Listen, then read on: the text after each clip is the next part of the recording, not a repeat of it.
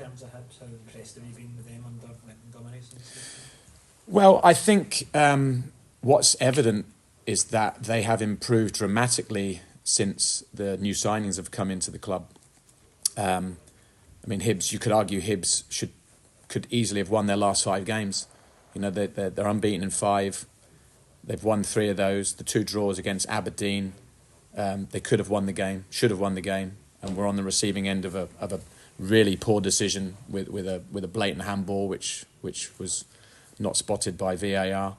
And I thought they were undone by a really poor decision in a penalty being awarded to Hearts, which to me was a blatant dive. So if obvious decisions had been made that should have been made, you could argue that Hibs could easily be coming into this game 5 wins in a row.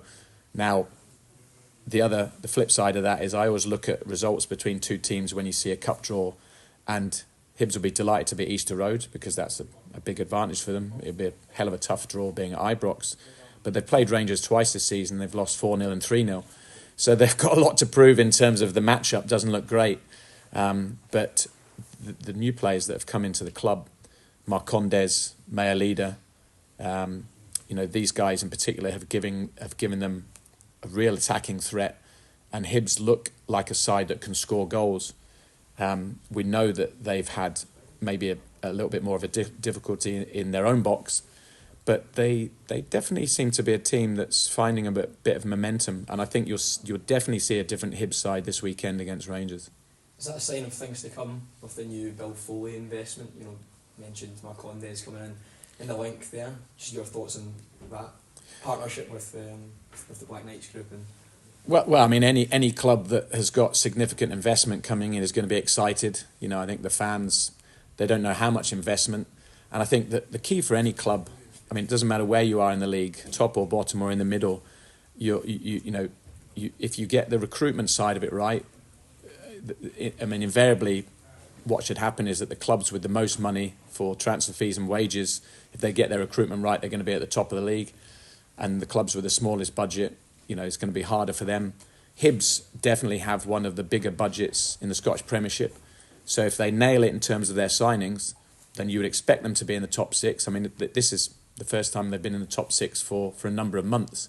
And they look as if they've got momentum. They've actually got a pretty good run up to the split. So I think now I'd expect them to be finished, to get a top 6 spot. And then, of course, it's a case of, can they catch 5th? Can they catch 4th? I mean, Hearts are away and gone. They're 3rd place. That's an absolute certainty. And I think Hibs have maybe left it too late to catch Kilmarnock. But if they can get themselves into the top 6, the next target's got to be 5th place. And I think what they've got to do is they've got to look across the city at what Hearts have done. Hearts have managed to beat Celtic and Rangers this season. And that's the point. You've got to be able to bloody the nose of the big 2 to feel like you're really making an impact in the league.